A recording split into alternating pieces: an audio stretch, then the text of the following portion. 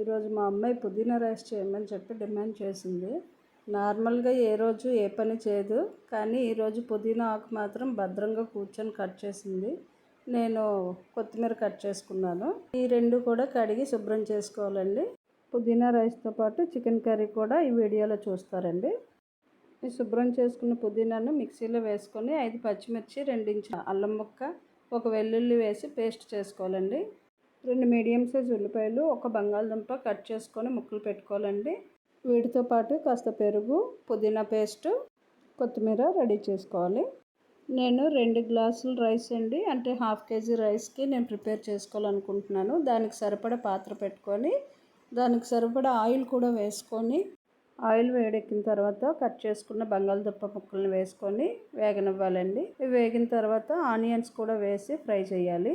మనం ఆల్రెడీ పచ్చిమిర్చి మిక్సీలో వేసేసాం కాబట్టి పచ్చిమిర్చి వేయాల్సిన అవసరం లేదండి. ఇందులో 2 అనాస పువ్వులు, 3 మరాఠీ మొగ్గలు, 3 యాలకులు, 5 లవంగాలు, 4 మిరియాలు, ఇంచు దాల్చిన చెక్క, 4 బిర్యానీ ఆకులు వేసి వేపుకోవాలండి. ముక్కలు బ్రౌన్ కలర్ వచ్చేంత వరకు వేయించుకొని ఇప్పుడు పుదీనా పేస్ట్ని కూడా వేసుకొని వేయించుకోవాలండి.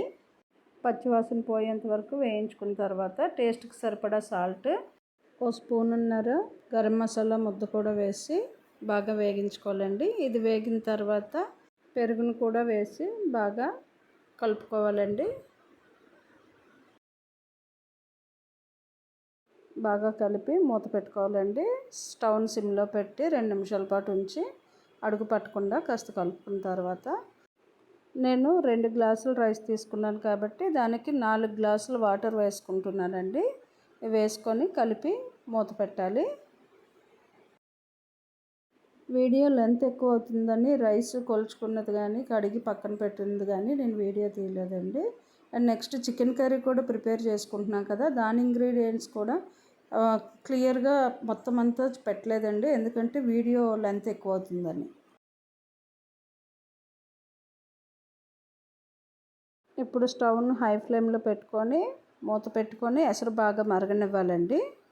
ఎసరు బాగా మరిగిన తర్వాత నేను అరగంట ముందుగా బియ్యం కడిగి నానబెట్టుకున్నాను కాబట్టి తక్కువ నీళ్ళు వేసానండి, అంటే 4 గ్లాసులే వేసాను. ఈ కడిగి నానబెట్టుకున్న బియ్యాన్ని వేసేసి ఎసట్లో మూత పెట్టుకొని మీడియం ఫ్లేమ్లో ఒక 5 నిమిషాల పాటు ఉడికించాలి. మధ్యలో ఒక్కసారి ఓపెన్ చేసి ఇలా కలుపుకుంటూ మరలా మూత పెట్టాలి. ఇప్పుడు స్టవ్ని సిమ్లో పెట్టుకొని 5 నిమిషాల పాటు ఉడికిన తర్వాత మూత తీసుకొని కలుపుకోవాలండి. ఆల్మోస్ట్ అయిపోయిందండి రైస్.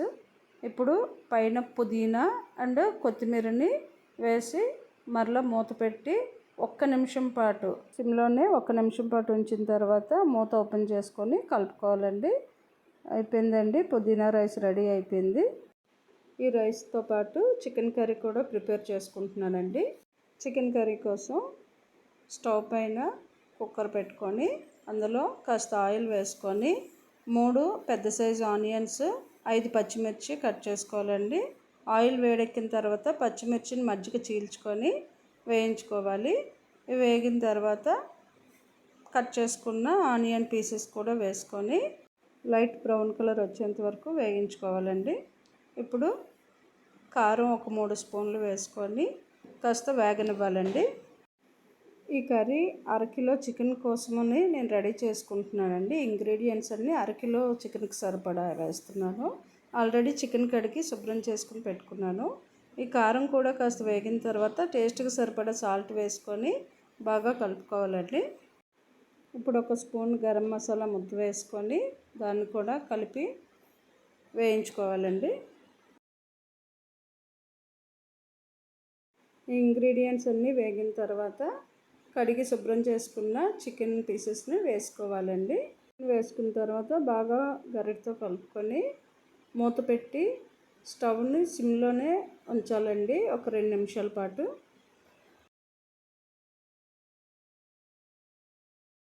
మధ్యలో ఒకసారి మూత తీసి కలుపుకోవాలండి. నేను చికెన్లో వాటర్ ఏమీ వేయలేదండి. ఆ చికెన్లో ఉన్న వాటర్తోనే చికెన్ కర్రీ ఉడుకుతుంది. అండ్ దట్టు నేను టమాటా కూడా ఇందులో వేయటం లేదు. నేను చికెన్ కర్రీలో ఎప్పుడు కూడా టమాటా వేయనండి. అప్పుడు కుక్కర్ మూత పెట్టుకొని 3 విజిల్స్ వచ్చిన తర్వాత స్టవ్ ఆఫ్ చేసుకోవాలి.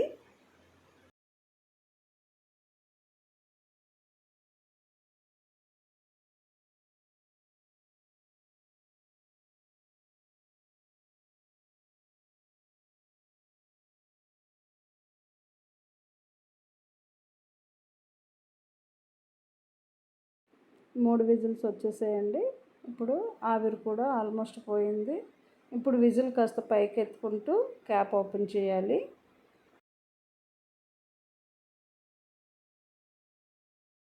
ఇప్పుడు స్టవ్ ఆన్ చేసుకొని కాస్త వాటర్ లాగా ఉంది కదండి, దీన్ని మగ్గించుకోవడానికి మీడియం ఫ్లేమ్లో పెట్టుకొని కూర కలుపుకోవాలి.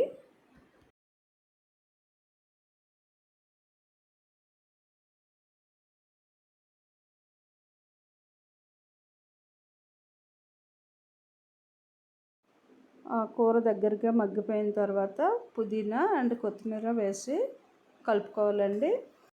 చికెన్ వండేటప్పుడు లాస్ట్లో ఈ కొత్తిమీర పుదీనా వేయటం వల్ల అండి కర్రీకి మంచి ఫ్లేవర్ వస్తుంది. మనం వైట్ రైస్లో కలుపుకునేటప్పుడు ఒక బిర్యానీ తిన్న ఫీల్ అయితే మాత్రం ఖచ్చితంగా వస్తుంది. అందువల్ల నేను ప్రతిసారి చికెన్ కర్రీలో ఇవి ఫైనల్గా వేస్తానండి. మూత పెట్టుకొని 1 నిమిషం పాటు సిమ్లో ఉడికించాలండి. ఇప్పుడు మూత తీసి కలుపుకోవాలండి. మా చికెన్ కర్రీ కూడా రెడీ అయిపోయిందండి. ఈరోజు మా స్పెషల్ ఐటమ్స్ పుదీనా రైస్తో పాటు చికెన్ కర్రీ అండ్ తందూరి బయట నుంచి తీసుకొచ్చామండి. Okay, thank you all of you.